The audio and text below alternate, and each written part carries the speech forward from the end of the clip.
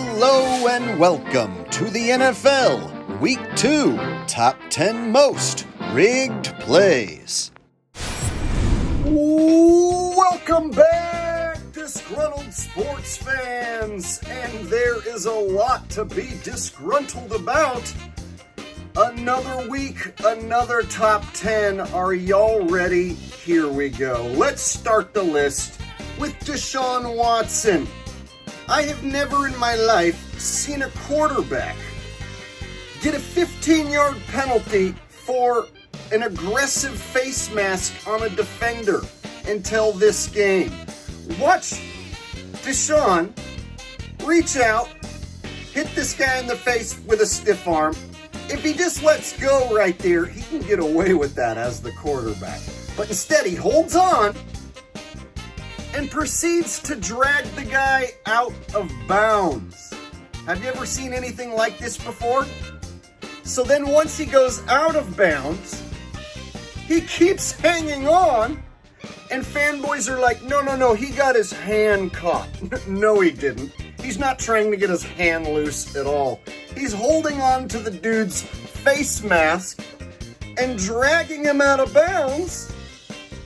I've never seen anything like this, by the way. Never by a quarterback have I seen anyone do this before. I've seen defenders grab the quarterback's face mask hundreds of times, thousands of times. Never seen a quarterback aggressively face mask a defender. So he pulls him all the way out of bounds and into the bench area. Now, this happened once, and I was thinking, should I put this on the list? Fanboys are just going to say he got his fingers caught. Well, guess what? A few minutes later, he does it again. No way. Did it again. Check it. Hey, that's it. He did it again. Whoa. It's filthy. He's filthy, y'all. Look at him. Look at him. That's one of his go-to moves. He act like he caught up. He caught up in it. He ain't caught up. He holding the face. Oh. All right, so in this game with the Packers and the Falcons, the scenario was that in the fourth quarter, the Packers were up by 12 points. And this is what started the Falcons' comeback, was this little tricky dicky play right here. Little trickeration from the Falcons. Just that right there, you should know that some scripted BS is coming. So he lets this pass go, and the thing is he underthrows it, and the receiver has to stop and wait for it. And look where the defender is, in perfect position to make the interception. At the very least, he can swat it away, but instead, he purposely goes behind the wide receiver and lets him make the catch.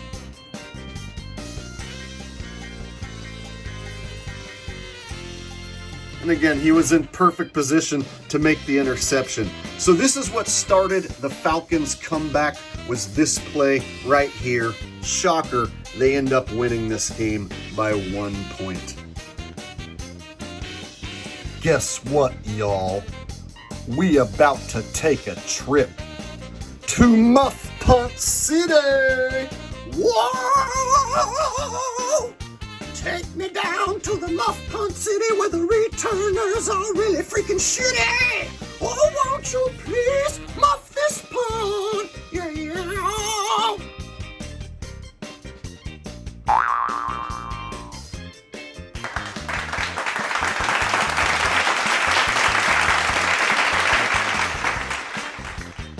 Something I want you to keep an eye out for is the tipped interception, the tipped pick six.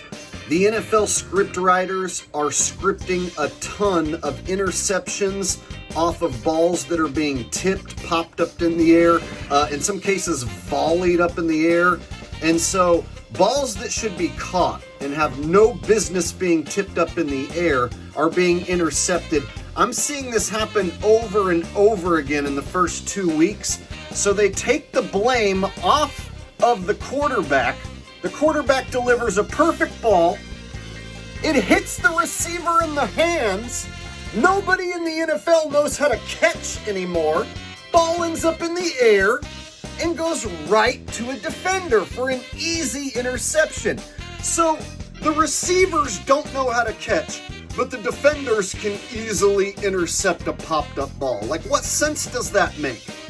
So we've been seeing this in the first 2 weeks of football a lot. Maybe 7-8 times have we seen these popped up passes that were thrown perfectly getting picked off. And then it takes the blame off of the quarterback and it puts it square on the receiver. So here's my thing. Why are professional wide receivers dropping so many balls? It's obvious they're doing it on purpose. On this rigged and scripted play, you're going to see Justin Fields hanging around in the pocket for a long time. He's got all day to throw the ball, all day to get rid of it, all day to scramble. And instead, he runs right into the defensive tackles and eats a sack. Now, what makes this play so ridiculous is you'll see he has a wide open man over here on the sidelines, number 2, and he doesn't throw the ball to him even though he's open. Even worse, he has a wide open man for an easy touchdown. A high school quarterback could exploit this defense and throw a touchdown pass right here. This guy is so open. This guy could easily score a touchdown if you throw the ball to him, but instead, even though Fields is looking at him, he runs right into the defensive lineman and eats a sack on purpose. No NFL quarterback should be that bad. So in this situation, the Broncos have just scored a touchdown and they need the 2-point conversion to tie this game up and send it into overtime. Now, on this play, we're going to get a pass interference, but it's not called by the refs. So Russ finds his man. He's got a guy who is open. But here we get the pass interference. The defender is grabbing hold of the receiver before the ball arrives, and it ends up being incomplete. So by the letter of the law, according to the rules of the NFL, this is pass interference. No doubt about it. He's touching the receiver long before the ball has arrived. He's grabbing his arm. Now he grabbed hold of the shoulder pad, and then he comes around with his right arm and comes over the top and grabs the other arm. So he's got both his arms. He's holding on to this receiver before the ball arrives, interfering with his ability to catch the pass. There's a ref right there. So the ref is right there. He can see this defender out of position, grabbing hold of the receiver. Pass interference, 100%. That's the reason why he couldn't make the play. Broncos deserve an extra shot, but there's no penalty thrown. This is a no-call pass interference, and it cost the Broncos the game.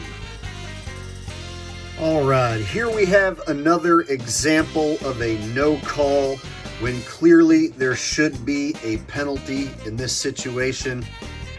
So Mike Evans is going to push off in order to get open, and they cleverly edit this footage.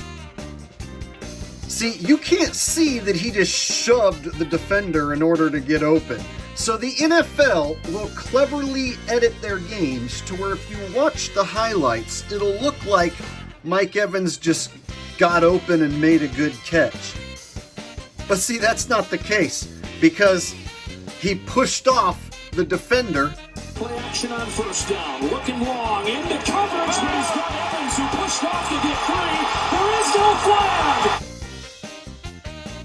There is no flag!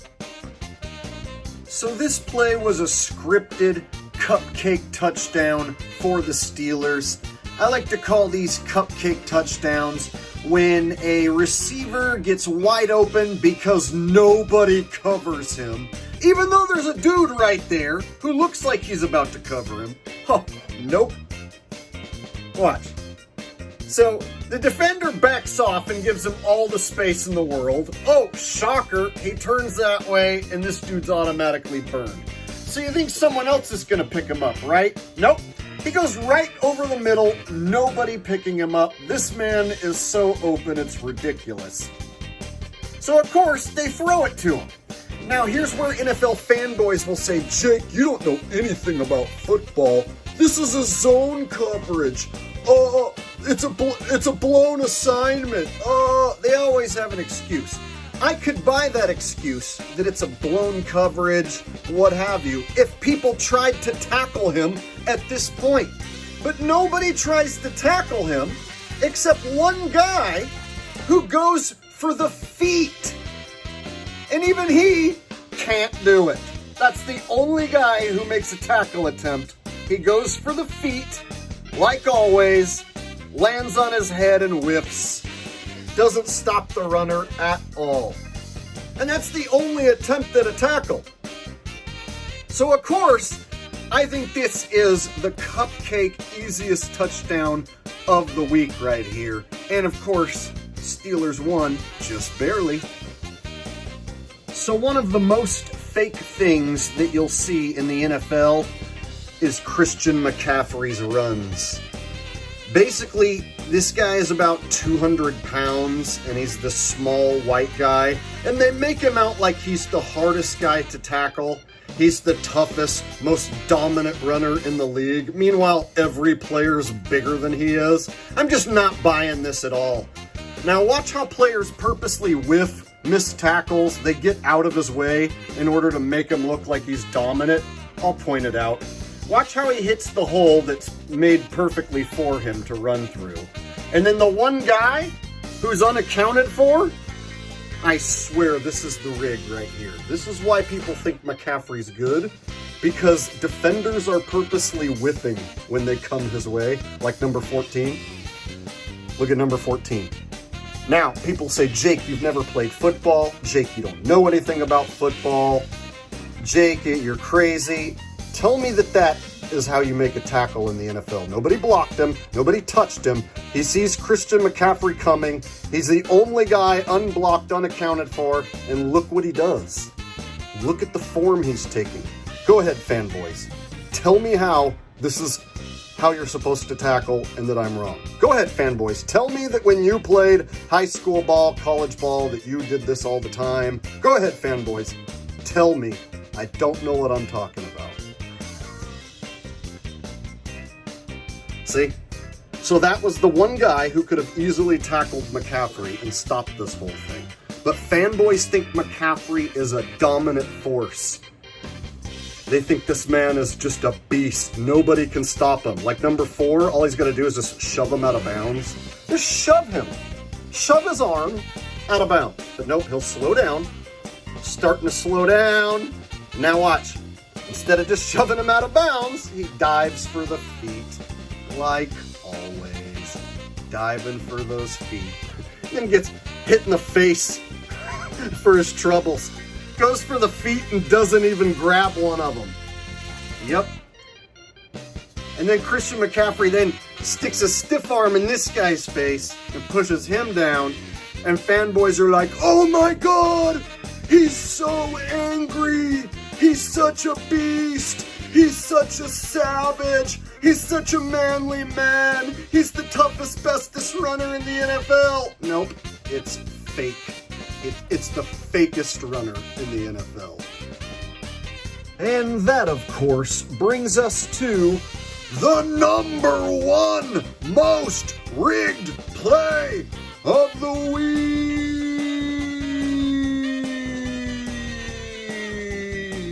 Oh man, and it was a doozy. I bet a lot of you are looking at this play going, yes, I was hoping this was going to be number 1. Bro, I got screwed on that game. Well, I won on a half a point. Many of you guys might have got screwed or won by a half a point. Let me show you how these games can come down to a half a point. You see, it's not about the score on the screen. It's about the point spread. There's always money on the point spread. So in this game right here, the 49ers have it locked up. It is 30 to 20. 10-point lead. It is over. No matter what the Rams do on this final play, they are going to lose. So if they throw a touchdown, they lose. If they miss the touchdown, they lose. They kick the field goal, they lose. They miss the field goal, they lose. There's nothing they can do to win this game. But they can cover the spread with a field goal. So they send the field goal team out, and right away I know it's going in. There won't be a doink. I know automatically I'm about to win because the Rams were underdogs by 7.5 points. And when you add 7.5 to 23, you end up with 30.5, and the game is over. So I won on this pick, Rams plus 7.5. The public got burned. If they bet that the 49ers were going to cover 7.5 points, they just lost by a half point because the 49ers only won by 7. You see, this final meaningless field goal actually has millions of dollars riding on it. Maybe tens of millions of dollars on this final field goal. Even though the outcome was already decided, the 49ers had the game locked up, the final field goal is where the rig comes to play. And let me tell you what, people on the internet who got burned are starting to see that the NFL is fake, and man, they're throwing a fit. Like this guy. This is the most clear Vegas phone call I've ever seen in my life. This is pure insanity. 10-point game, 10 seconds left. Look at the ref. Look at the ref. You might think the place is on fire. They rush up to the line and spike the ball. And you gotta be shitting me. The spread is Rams plus 7. They're kicking a field goal on 2nd and 10 with 4 seconds left. Why? Tell me why. I want one good reason why. They would kick a field goal with no time left on the clock. Why not just take a shot at the end zone? What the fuck did we just witness? You just witnessed a presentation of the National Fixed League.